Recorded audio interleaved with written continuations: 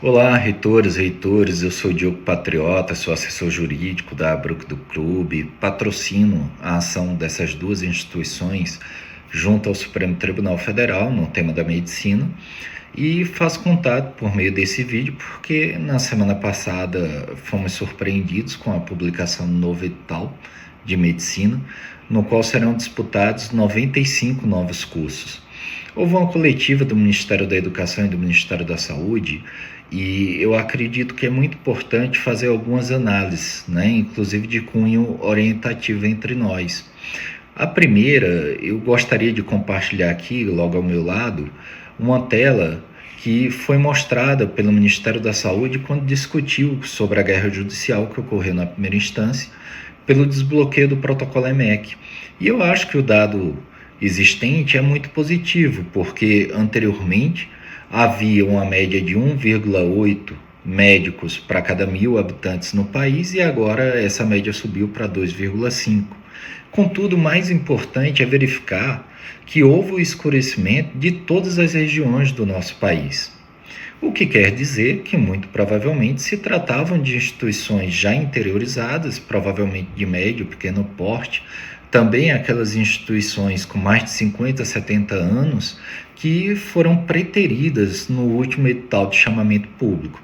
Eu acho que esse é um dado relevante porque mostra que houve uma justificativa para a guerra judicial que até então existiu e que agora tende a ser definida pelo Supremo Tribunal Federal.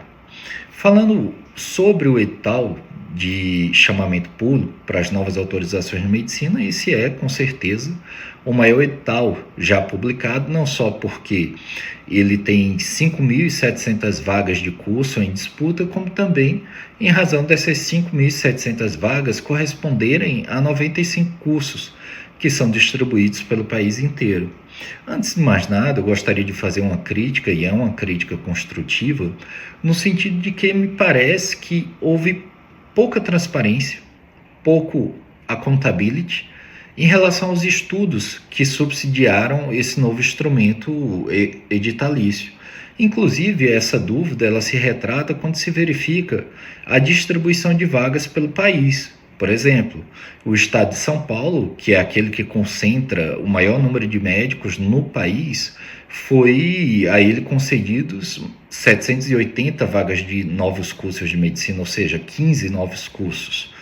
Chama a atenção que talvez não haja um critério que sustente essa movimentação. De outro lado, parece-me que a região norte foi subdimensionada. São dispositivos que devem ser discutidos ainda com o Ministério da Educação. No entanto, eu gostaria de colocar, e essa foi uma estimativa que nós fizemos, que entre o ano atual e o ano de 2036, do modo como estão distribuídas as vagas pelo país, aparentemente não haverá alteração relevante em relação à proporção dos médicos. E mais do que isso, as regiões norte e a região nordeste continuarão subdimensionadas em relação a esse número de profissionais. Eu gostaria de colocar que esse estudo que se apresenta ao meu lado, ele faz dois destaques do ano atual e do ano de 2036, e ele foi extremamente conservador, porque ele não estimou o crescimento populacional. Em relação ao edital em si, a minha sugestão é que ele seja impugnado. Eu acho que deve ser muito importante a discussão sobre dois dispositivos desse edital. Primeiro, aquele que consta na página 110, em um dos anexos, em que são dados muitos pontos, não só a questão da excelência do curso, se o conceito dele é conceito 4 ou conceito 5, mas principalmente a quantidade de cursos. Ou seja, uma instituição que tenha 3 cursos de medicina nota 5, necessariamente, se também tiver as residências médicas, terá a capacidade de pontuar quase 42 pontos. No entanto, outra instituição que possua apenas um curso de medicina, ainda que esse curso seja de excelência, jamais poderá chegar a esse mesmo nível de pontuação.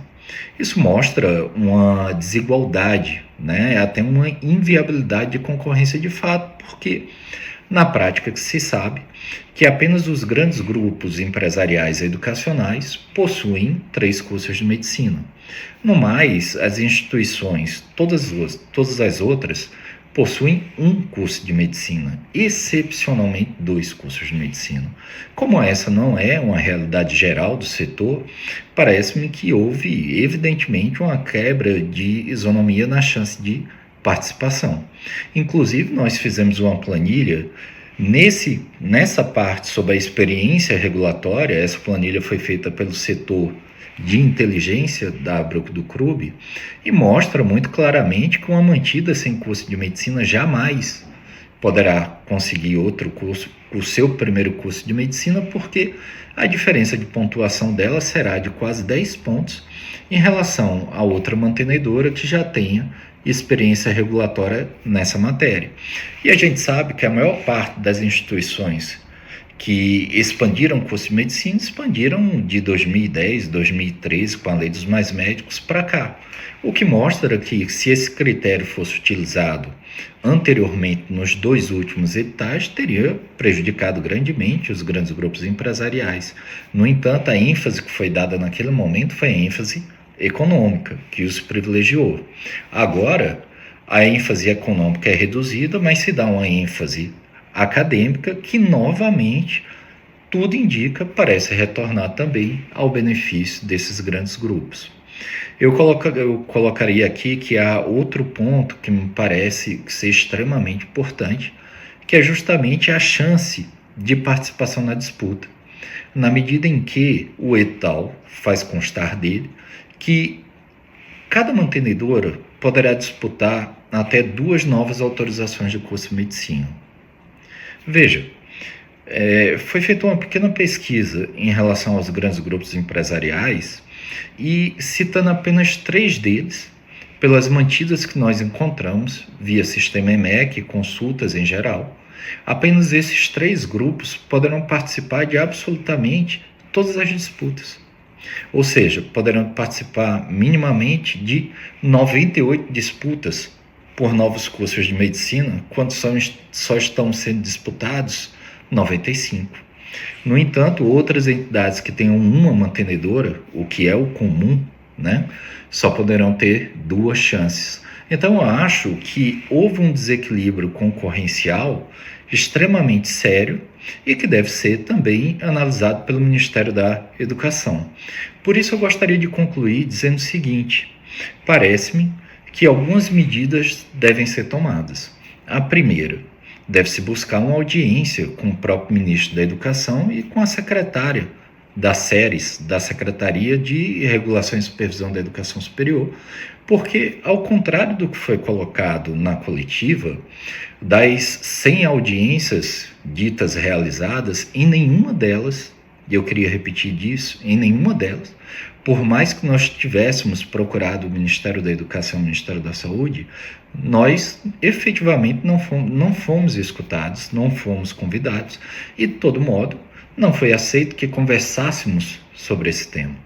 O segundo ponto, e também uma sugestão que me parece séria, é que cada instituição impugne esse edital, porque efetivamente há uma quebra de isonomia nos critérios e parece-me que, se não houver a reversão, se tornará extremamente difícil, quiçá impossível, que as outras entidades que não participem de grandes grupos vençam essa disputa.